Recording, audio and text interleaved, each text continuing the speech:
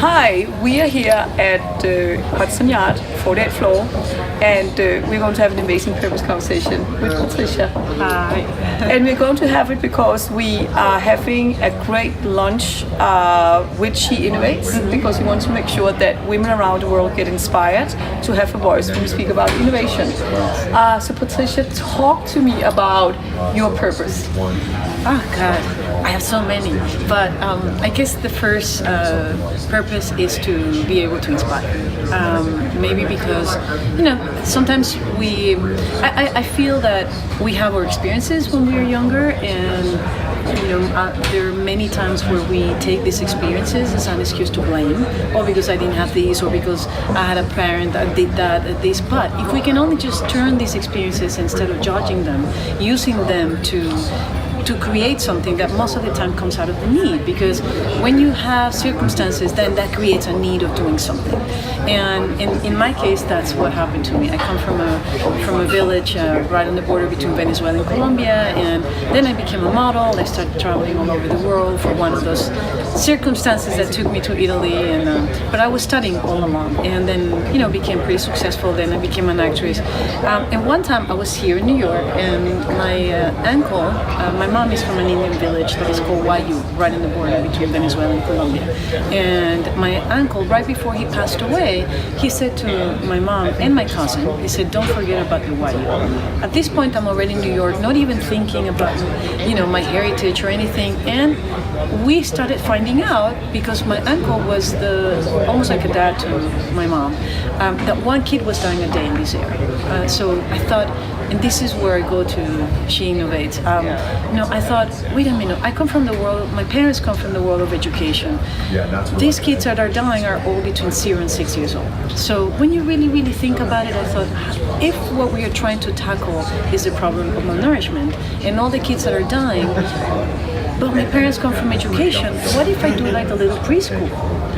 Because if I do a preschool, then I will be fulfilling kind of my parents' missions as well, but they will be getting fed twice a day. And that will guarantee that these kids from 0 to 6 years old then will not be dying, because we started having them at 2 years old.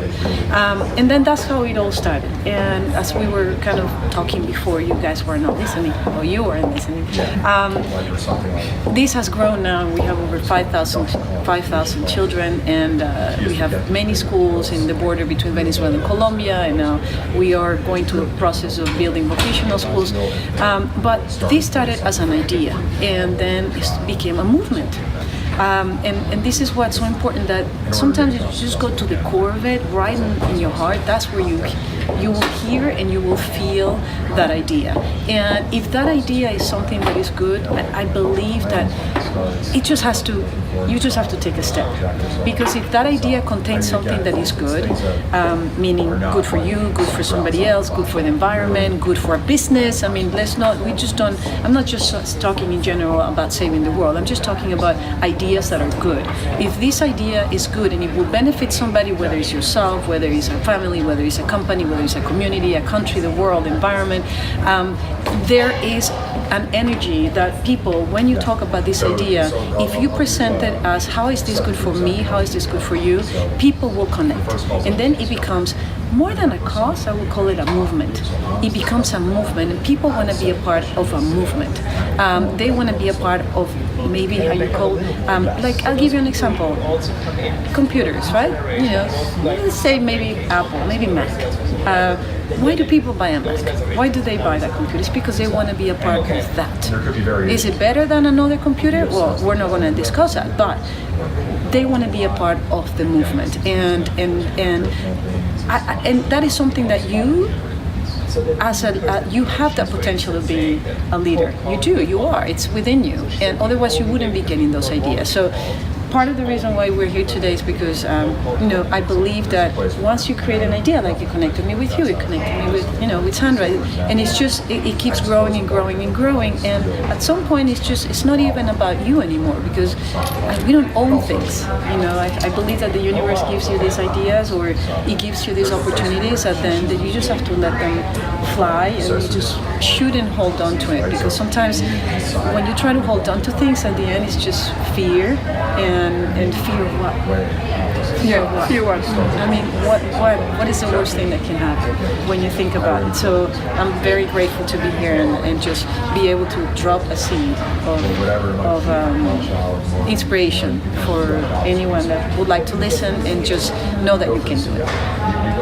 And I can only say on behalf of sheinnovates, I'm totally touched because I could only agree. It's about the movement. It's about when you get like-minded people together, you can create something that is so big and so inspiring for people. So people will follow it because they want to contribute to it. So it's kind of like the movement, the action within the movement. Yes. It is the reach that everybody shall feel included into Yes. it, and not just. I mean, the thing about sheinnovates is that we really want to make sure that every single girl out there in the world and woman really feel that they have a right to and access to education, they have a right and access to mentorship, whatever they want to become startups, whatever they want to be entrepreneurs with inside companies, or whatever they want, whatever you do. Because the thing is today, it's not just about becoming a data scientist, be a coder with the STEM education. It's about every single job today is enabled with technology, right? So you need, it's kind of like the basic training to have a STEM background. And then first of all, to make sure that everybody should feel that you can make it, you can do it. The dream you and I talked about, everybody have dream, activate that dream and activate your passion and be part of the movement. And maybe even create your own movement and get others to be part of that. So it's so true. You know, it's amazing. Before, and we can tell you this. I'm sure you're looking at this, and you're probably way younger than myself. But before, you know, I was born in Venezuela, but then I grew up in France, and then in Mexico, and then I went back to Venezuela, but then I moved to Europe, and then New York, and now I live in Los Angeles. Before, it used to be that you did just one thing, you know, or you lived in one place, and if you move, let's say you move from one city to the next, you will have to forget about the other one, because we didn't have what we have now, which is, you know, we have this technology that it just puts us together in a way where now I can be in Los Angeles, yet we're communicating with New York, and there are 5,000 children going to schools in Venezuela, and yet there's a team doing a health trial. So there are no borders anymore. And this is something that it's so wonderful when you really think about what technology is doing. It's eliminating borders. While we're trying to build borders, but really we're doing it, but there is a whole much more, way bigger, that's 90% bigger of these walls are not existing anymore. You can be truly working together just by being all over the world, and you can do many things at once. We really, now where we have to be careful, I think, is because we're doing so many things at once. That is, you know, our attention span, and I can tell you this because I am one of them. Our attention span is really short, and then we move on to the next, or we don't finish things. So I guess my advice is, there are no borders. There are no limitations. You can find anything and anyone. Even, you know, before nobody came to my school and told me things, and maybe when I was little. But now we don't need people to come to the schools because we're seeing that they're here from New York. You know, that we're talking to you, and we are really far away. Who knows where you're looking, where you're watching this? There are no borders anymore. But at the same time, we have to make sure when you start something, really put all your energy and don't be afraid to ask, because the fact that there are no borders means you need somebody, or you might, you know, really ask, because you just never know. Sometimes I always think, that we have the tendency to say, oh, it's not going to be possible, or that is too far away. Where am I going to find this person? And we don't ask because we believe that we won't find it, or because we don't deserve it, or because it's just not possible. And believe it or not, that's a form of ego. I always think there are two egos. You know, there's the ego of like, oh man, I'm so great, I'm gonna, you know, it's just that we all know that ego. But the worst form of ego is the victim. Is the poor me.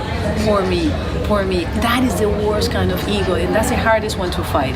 So that is the one I think I believe that we need to really fight, and just be humble and don't be afraid to ask. Don't be afraid, because you never know, the person that might respond might actually need it just as much as you do. So if we try to stop putting judgment and limitation on other things, you might be surprised of what comes. And this part of She Innovates, this movement, it's we all want to be a part of this movement. And now it's just like you don't even control it anymore. You can't, because it's bigger than us.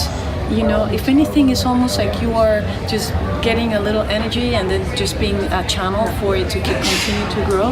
And know that things, they are possible. Things can happen. You know, even if you are really far away, even if you don't have like the best of circumstances in your home, trust me that it can happen and you can do it. Because this has become a community now. You're not alone. Most of us, and this is what I think at the core, doesn't matter how not successful or very successful you are, there's this thing that resonates a lot between women is this thing of feeling an outsider. You know, we always feel like outsiders. I don't know about you, but I feel like an outsider most of the time. And if we really start understanding that and try to take away so much of that competition and there is always going to be competition, but okay, it's a healthy competition, it's human, it's natural, but understand that we are here, and this movement also what it does is it gives you support. And reach out, ask for help. That is the best thing, that is going to warm your heart and it's going to make you feel like you belong somewhere, so you won't feel so much like an outsider. So we can only say join the movement, drive your passion, follow your dreams, and be part of this. Be part of it. Be part of it. Probably you are already a part of it. Yeah, I think everybody's part of it.